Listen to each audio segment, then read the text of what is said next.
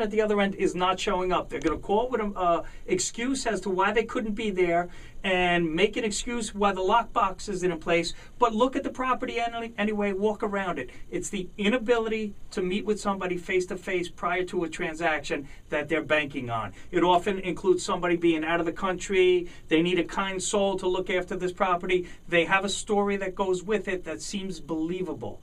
So if it's too good to be true, it probably is, and if they can't meet, if nobody can meet with you face-to-face, this is not a right deal. Good point. Mm-hmm.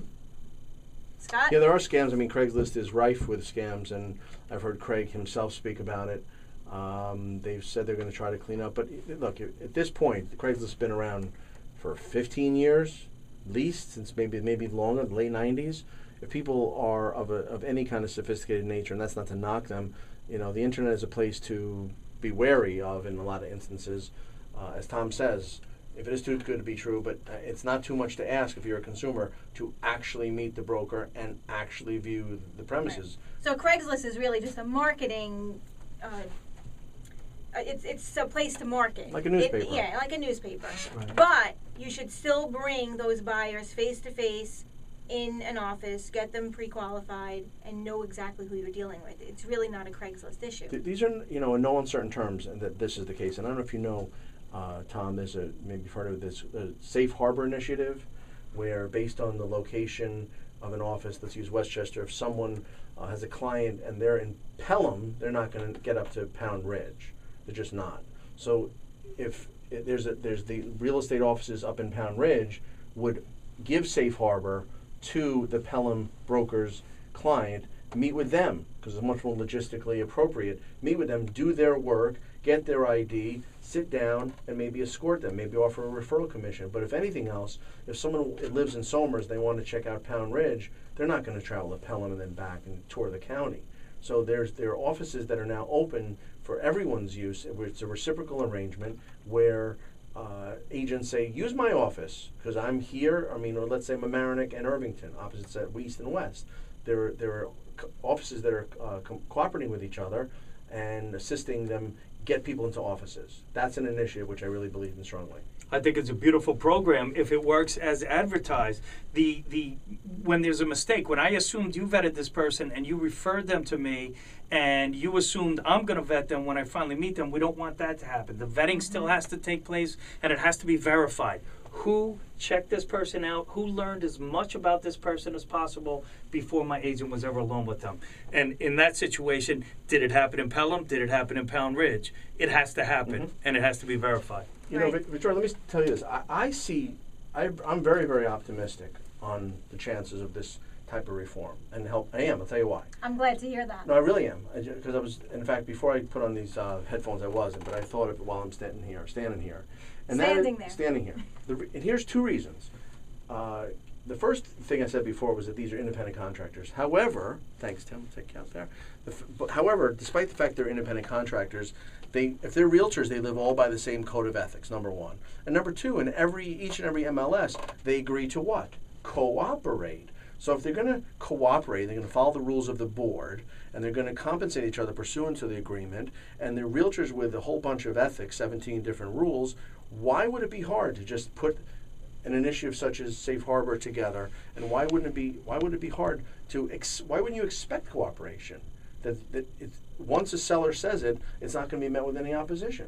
It could flip really overnight. Mm-hmm. I agree with you. And I think that realtors are very friendly, social beings, and we all do, for the most part, get along with each other.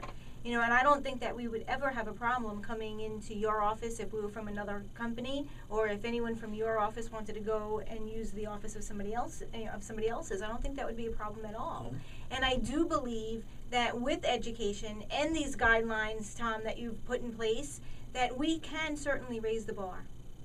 Perfect. Yes.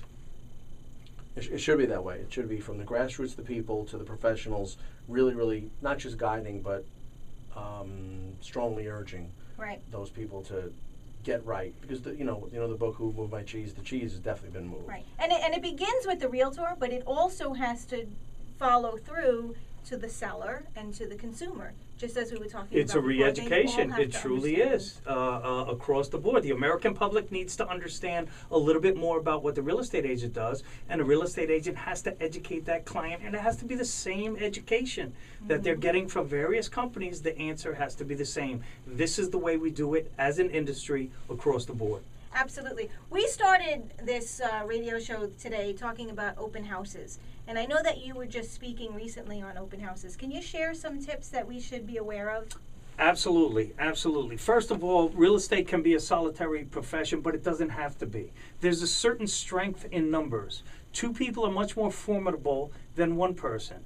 If you can have another person, a mortgage broker, a somebody else that's in the business of meeting people that are buying houses, it's always a good idea to have that second person. Even if it's just somebody that loves you and cares about you. Have a second person when you're meeting with complete strangers. I don't know whether the open house is still a viable commodity. With the internet, people can see everything they need to see. Right. They can take that virtual tour right through the entire and house if without this even is an going appealing there. property, they can contact their agent and be taken to the location. I don't know whether it's ingrained in the American public that I'm selling my house and I want an open house every other Saturday, or it's agents saying we've always done it this way, so why should we change? Right. I have And 100 sometimes the realtor is also looking for buyers With- to bring to without other a doubt, properties it's a way as to well. meet people, Mhm. and that to me is a realtor that is not marketing himself or herself property, and it starts at some level with the I versus we mentality in how we market ourselves. Right. I will be all alone from 2 to 4 on Saturday afternoon on 15 secluded acres, as opposed to we let our team show you this property. It's just a perception that we're creating through our marketing, but the person reading that ad or looking at that marketing says, this is ABC Realty, a team bringing me this property, versus that person who I've seen on Facebook or I've seen on Twitter or on Realtor.com, and I want to be alone with that person. I have another question for you in regards to open houses. You mentioned some statistics. You said 189 people that are in the industry have been killed in the last 6 years. Correct. Right?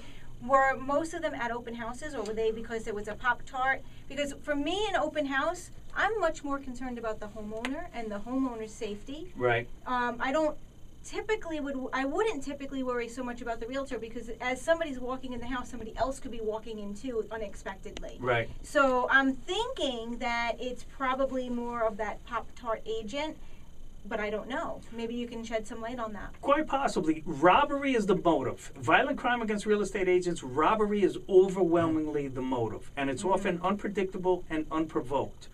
In addition to that, we started off with talking about Monday. The vast majority of violent crime against real estate agents take place Thursday afternoon and Friday afternoon. I don't know if that's open house time or not. To me, that's showing time. We should all be at happy hour on Thursday and Friday afternoon. We should not be out showing homes. It's much safer that way. But statistically, 70% of our victims are female, 30% are male. It's not a gender issue. It's an industry issue. It's viewed as a soft target that gives ample opportunity. What we need to do is limit the opportunity to become a victim.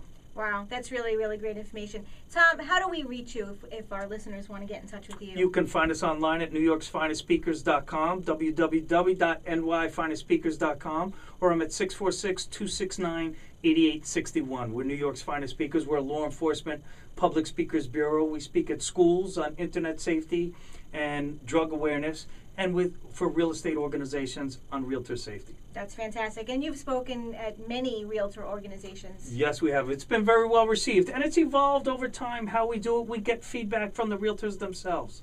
Okay, very good. Thank you so much for being with us today. Thank you both Scott, for having me. How do we reach you?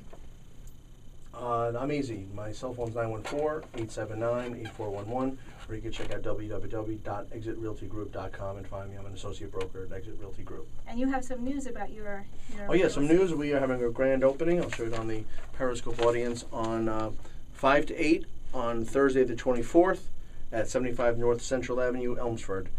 Come and come thirsty, come hungry, and be ready to dance. And who's going to be there? That night, you will be there. I will guess, be right? there. All Yes, right. I will. Yeah, you'll be there. Hope so. With dance and shoes. We'll have some fun. It's a celebration of the big day.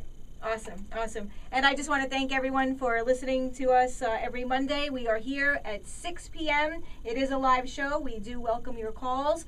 Next week we have Paul Oster coming in, and he'll be speaking about identity theft. So please tune in, WFASAM.com. I'm Victoria Rivadeneira. I can be reached at VictoriaRiva.com. Thank you again. Still on? Nope. Still on? All right. On there. We got 5 people left in there, and we Still have on. Wow, that was great. 38 people in this room. So your Meerkat people are still here. Great, thanks, folks. Is there any final questions from our No. Meerkat friends? No, Tom, you did a better job than I've ever heard you do. I love that. Oh, yeah?